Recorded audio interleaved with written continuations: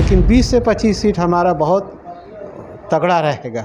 अब जब सत्ता में आ गए तो एक भी मांग पूरा नहीं हुआ, तो हम कैसे उम्मीद करें इस सरकार से। समाज चाहेगा तभी हम उसको सम्मिलित करेंगे। ऐसे पैराशूट जैसा हम ला के किसी को भी बैठा देंगे ऐसा नहीं। 30 विधायक हैं, 32 हैं आज, लेकिन वो मुद्दों पे बात ही नहीं करता है। पार्टी के गुलाम हैं, गूंगे बहरे बन गए हैं, मूक बधिर हो गए हैं। वोकल टीवी जन मुद्दों को बेबाकी से उठाता आया है और वोकल टीवी को छत्तीसगढ़ के सभी जिला मुख्यालयों में अनुभवी संवाददाताओं की आवश्यकता है। हमसे जुड़ने के लिए इच्छुक व्यक्ति स्क्रीन पर दिए गए नंबर पर संपर्क करें। छत्तीसगढ़ में चुनाव में महज कुछ ही दिन शेष हैं। ऐसे में हमर राज पार्टी और सर्व आदिवासी समाज भी अब सत्ता के मैदान में कूद चुकी है। हमारे साथ रावटे जी मौजूद हैं, उनसे बातचीत करते हैं। रावटे जी, सबसे पहले तो बहुत बहुत स्वागत है आपका वोकल टीवी में। बहुत बहुत धन्यवाद और जय जोहार आपको। मैं ये जानना चाह रहा हूँ कि अलग से पार्टी बना के चुनाव लड़ने की ज़रूरत क्यों आ पड़ी सरकार के खिलाफ? देखिए, छत्तीसगढ़ बनने के बाद यहाँ की जो आम जनता है और विशेषकर आदिवासी समाज जो जंगलों में रहते हैं, पहाड़ों में रहते हैं, उनके लिए बहुत सारे वायदे किए गए, लेकिन इनके जो संवैधानिक मुद्दे हैं वो भी पूरा नहीं हुआ। और जो उन लोग घोषणा किए दोनों पार्टी ने, उसको भी पालन नहीं किए। और हम लोग लगातार आंदोलन किए 20 साल से। पहले ब्लॉक बंद किए, जिला बंद किए, संभाग बंद किए, रायपुर बंद किए, विधानसभा घेरे, यहाँ तक जेल भरो आंदोलन किए, लेकिन ये सब चीज़ से कुछ फ़ायदा नहीं हुआ। इसका मतलब है कि आप मांगते जाओ, हमको देना होगा देंगे, नहीं देना होगा नहीं देंगे, हमारा क्या कर लोगे। तो ये बड़ा दुर्भाग्यजनक स्थिति है। और हमारा आदिवासी समाज कम पढ़ा लिखा है, एक बार वादा होता है तो वो सोचता है पूरा होना चाहिए, लेकिन ऐसी परिस्थिति नहीं आई। तो समाज ने तय किया कि अब हमको समाज से सत्ता की ओर जाना चाहिए और सत्ता में डायरेक्ट भागीदारी करना चाहिए। संवैधानिक अधिकार के तहत 30 विधायक हैं, 32 हैं आज, लेकिन वो मुद्दों पे बात ही नहीं करता है।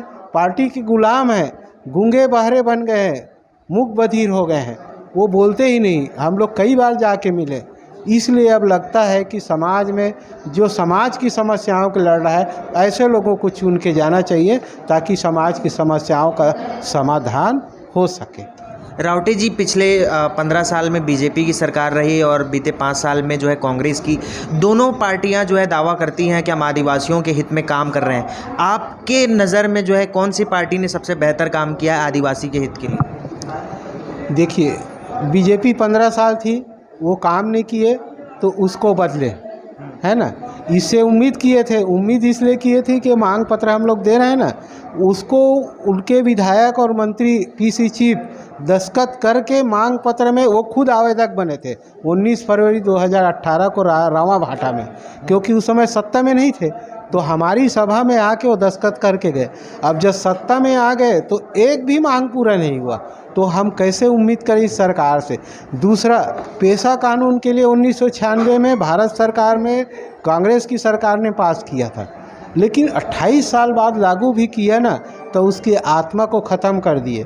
पंचायत मंत्री 25 जगह मीटिंग लिए पेशा कानून को लागू करने, मैनिफेस्टो बनाना, तब वो घूमे गांव-गांव, और उसके बाद सत्ता में आए तो 25 जगह और मीटिंग लिए जा के, और जब दस्तखत करने की बारी आई तो वो मंत्री पद छोड़ के भाग गए। तो समाज के साथ धोखा दे रहे थे। और जब वापस आया तो उप मुख्यमंत्री बन के आया, तो उसी का प्रमोशन हुआ, समाज के समस्याओं का तो समाधान नहीं हुआ। तो समाज ने सोचा कि ये दोनों दल के राजनीतिक लोग अपनी रोटी सेक रहे हैं, जनता के समस्याओं का समाधान नहीं कर रहे हैं, तो समाज को आगे आना चाहिए और समाज ने हमको बहुत ताकत दिया। अच्छा, ये बताइए रावटे जी, आपके समाज के भी लोग जो बीजेपी में भी और कांग्रेस में भी बड़े ओहदे पर हैं, जिनके पास जन समूह भी है एक बड़ा, उन लोगों को आप अपनी तरफ कैसे साधेंगे? आपकी पार्टी किस तरीके से जो है उनको साधने का काम करेगी? अगर उन लोग आना चाहेंगे तो हम समाज के बीच में पहले ले जाएंगे, क्योंकि जिस क्षेत्र का है उस क्षेत्र के समाज का समर्थन जरूरी है। समाज चाहेगा तभी हम उसको सम्मिलित करेंगे। ऐसे पैराशूट जैसा हम ला के किसी को भी बैठा देंगे ऐसा नहीं, क्योंकि ये सामाजिक पार्टी है, समाज चलाएगी इस पार्टी को, राजनीतिक नहीं है विशुद्ध रूप से। ये तो हम चुनाव लड़ने के लिए इसका गठन किए हैं, लेकिन सामाजिक काम, सामाजिक मुद्दों, सामाजिक वातावरण को बनाए रखेगा और समाज के आदेशानुसार चलेगा। ये कितनी सीटों पर चुनाव लड़ेगी जो हमर राज पार्टी? आज की स्थिति में हम पहले सोचे थे 50 से 55 सीट लड़ेंगे, लेकिन जैसा रिस्पांस मिल रहा है जनता का और जगह जगह मीटिंग चल रही है, हम फैसला नहीं कर पा रहे हैं तुरंत, इसलिए अभी 20 सीट का घोषणा कर रहे हैं, क्योंकि एक एक जगह 55, 6 उम्मीदवार आ गए हैं। तो अभी पंचायत स्तर पे, ब्लॉक स्तर पे, विधानसभा स्तर पे उनकी मीटिंग हो रही। आज 10-20 सीट का और फैसला आएगा, उसके बाद कल हमारा स्क्रीनिंग कमेटी बैठेगा और जो फर्स्ट फेज़ का 20 सीट में जो बचा हुआ है उसको हम कल जारी कर देंगे। तमाम पार्टियां, आम आदमी पार्टी, बीजेपी, कांग्रेस, छत्तीसगढ़िया क्रांति सेना समेत आपकी पार्टी, आप अपनी पार्टी को कौन से स्थान पर पा रहे हैं और कितना कुछ ग्राफ में ऊपर आप पा रहे हैं अपनी पार्टी? देखिए, अभी कांग्रेस को 30 सीट मिला हुआ है आदिवासी, है ना। बीजेपी को 2 मिला है, मतलब कुल मिला के 30-35 सीट में ट्राइबल का प्रभाव है, 29 आरक्षित है और 4-5 में प्रभाव है।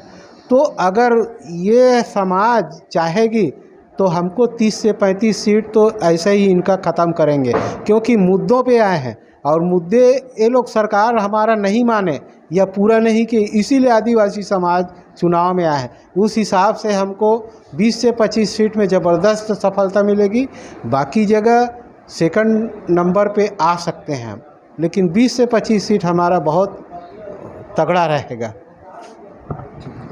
तो निश्चित तौर पर रावटे जी का कहना है कि आदिवासी समाज के हितों के लिए जो है हमर राज पार्टी काम करेगी और बेहतर तरीके से उन्हें ऊपर उठाने के लिए हितकारी साबित भी होगी। अब देखने वाली बात होगी कि हमर राज पार्टी कहां तक पहुंचती है और कहां तक उसका राज हो पाता है। मेरे सहयोगी दीपक साहू के साथ मैं प्रियांशु कश्यप, रायपुर, छत्तीसगढ़।